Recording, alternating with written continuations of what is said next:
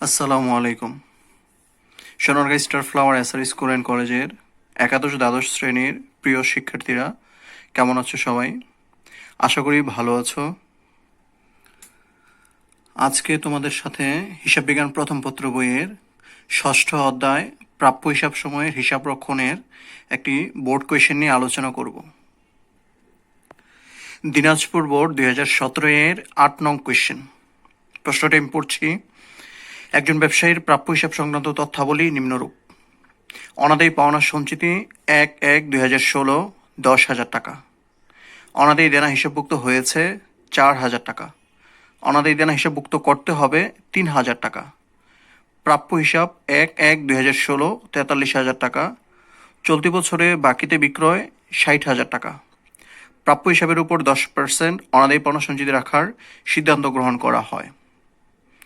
তোমাদেরকে যা করতে হবে, ক নং প্রশ্নে 2016 সালের নতুন অনাদায়ী পাওনা সঞ্চিতির পরিমাণ কত? খ নং প্রশ্নে অনাদায়ী পাওনা ও অনাদায়ী পাওনা সঞ্চিতি সংক্রান্ত জাবেদা লেখো। গ নং প্রশ্নে অনাদায়ী পাওনা হিসাব ও অনাদায়ী পাওনা সঞ্চিতি হিসাব তৈরি করো। ক নং প্রশ্নে ছিল 2016 সালের নতুন অনাদায়ী পাওনা সঞ্চিতির পরিমাণ নির্ণয় করো। চলো এটির আমরা সমাধান করি। প্রাপ্য হিসাব উদ্দীপকে দেওয়া আছে 1/1/2016 সালে প্রাপ্য হিসাব হচ্ছে 43,000 টাকা। এর সাথে আমাদের যোগ করতে হবে ধারে বিক্রয়। প্রশ্নে লেখা আছে চলতি বছরে বাকিতে বিক্রয় 60,000 টাকা। এই 60,000 টাকা আগে আমাদের যোগ করতে হবে। যোগ করলে আমরা পাই 1,03,000 টাকা। এ থেকে আমাদের নতুন অনাদায়ী পাওনা 3,000 টাকা, এটা বাদ দিতে হবে। বাদ দিলে আমরা পাই 1 লক্ষ টাকা। এই 1 লক্ষ টাকার উপর যেহেতু প্রশ্নে লেখা আছে 10% অনাদায়ী পাওনা সঞ্চিতি ধরতে হবে, তো আমাদের নতুন অনাদায়ী পাওনা সঞ্চিতি হবে এই 1 লক্ষ টাকার উপর 10%, অর্থাৎ 1 লক্ষের 10% হিসেব করলে 10,000 টাকা দাঁড়ায়। এভাবে নতুন অনাদায়ী পাওনা সঞ্চিতির পরিমাণ বের করবে। খ নং প্রশ্নের উত্তর করতে হলে আমাদেরকে প্রথমে অনাদায়ী পাওনা খরচের পরিমাণ নির্ণয় করতে হবে। তো অনাদায়ী পাওনা 4,000 আর 3,000, টোটাল অনাদায়ী পাওনা হচ্ছে 7,000। এর সাথে নতুন অনাদায়ী পাওনা সঞ্চিতি যেটা আমরা ক নম্বরে পেয়েছিলাম সেটা আমরা একসাথে যোগ করব। যোগ করলে পাই 17,000। এ থেকে পুরাতন অনাদায়ী পাওনা সঞ্চিতি অর্থাৎ 1/1/2016 সালে যে নতুন পুরাতন অনাদায়ী পাওনা সঞ্চিতি ছিল সেটা আমাদের এখান থেকে মাইনাস করতে হবে।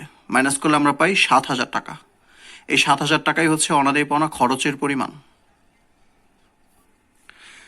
এবার এসো খ নংয়ের জাবেদা দাখিলা করি। তোমরা এখানে দেখতে পাচ্ছ, যদিও এখানে ডিসেম্বর 31 তারিখে দুইটি আলাদা আলাদা জাবেদা আছে, অনাদায়ী পাওনা সঞ্চিতি হিসাব আর নতুন অনাদায়ী পাওনা সঞ্চিতি হিসাব। এই যে এই ইন্টু দুইটি তোমরা একসাথেও করে ফেলতে পারো, অর্থাৎ 4,000 এবং 3,000 টাকা একসাথে 7,000 টাকা এভাবেও করতে পারো। তারপর আমি একটু ভেঙে ভেঙে দেখিয়েছি। প্রথম জাবেদা অনাদায়ী পাওনা সঞ্চিতি হিসাব ডেবিট 4,000 টাকা আর প্রাপ্য হিসাব ক্রেডিট 4,000 টাকা, যেটা আগেরটি ছিল অনাদায়ী পাওনার পরিমাণ যেটা, অর্থাৎ অনাদায়ী দেনা হিসাবভুক্ত করার জন্য এই জাবেদাটি করতে হয়েছে।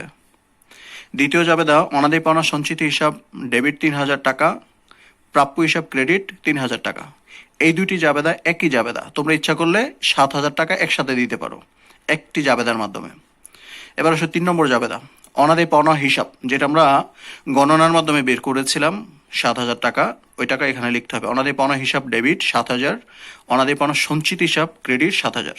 এটা হচ্ছে অনাদায়ী দেনা সঞ্চিতি সৃষ্টি করার জন্য।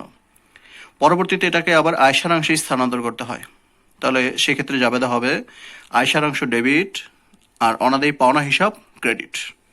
এটা হচ্ছে অনাদায়ী দেনা হিসাব বন্ধ করার জন্য।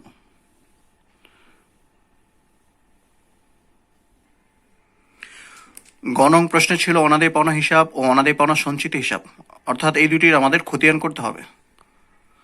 তো আমরা এখানে খতিয়ান করলে প্রথমত পাই এই খতিয়ানটি জাবেদা অনুযায়ী করতে হয়। তো অনাদায়ী পাওনা হিসাব উপরে নাম লিখবে। তোমরা জানো খতিয়ানের ঘর হচ্ছে চলমান জেরছক পদ্ধতি অনুযায়ী 7টি কলামে আমাদের খতিয়ান করতে হবে। তাহলে সেক্ষেত্রে আসি প্রথমে তারিখের ঘরে 2016 ডিসেম্বর 31।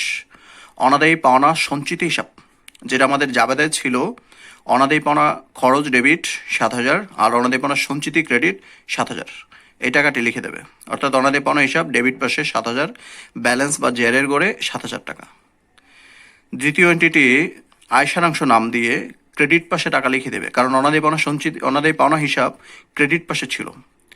ব্যালেন্সের গড়ে যদি যাই, আগে ডেবিট ব্যালেন্স আছে 7,000, আর এখন নতুন করে ক্রেডিট টাকার গড়ে আছে 7,000। তো এই দুটো যদি মাইনাস করে দিই, মাইনাস করলে ব্যালেন্স 0 হয়।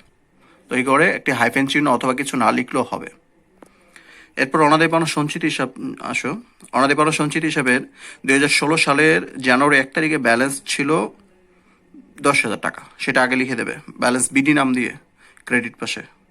আর নতুন করে আমরা জাবেদা থেকে পাই অনাদায়ী পাওনা সঞ্চিত হিসাব ডেবিট ছিল, সে টাকাটা এখানে লিখবো, আর প্রাপ্য হিসাব ক্রেডিট ছিল। তাহলে অনাদায়ী পাওনা সঞ্চিত হিসাব ডেবিট পাশে 7,000 টাকা লিখতে হবে। আর ব্যালেন্সের গড়ের দিকে যদি তাকাই, 10,000 টাকা আগে ছিল ক্রেডিট ব্যালেন্স, আর এখন ডেবিট পাশে টাকা 7,000। তো এই দুটোর আমাদের যেহেতু দুই পাশে গড় আছে, তাহলে আমাদের এটা মাইনাস করতে হবে। মাইনাস করলে পাই 3,000 টাকা, এটা ক্রেডিট পাশে ব্যালেন্সের গড়ে বসিয়ে দেবো।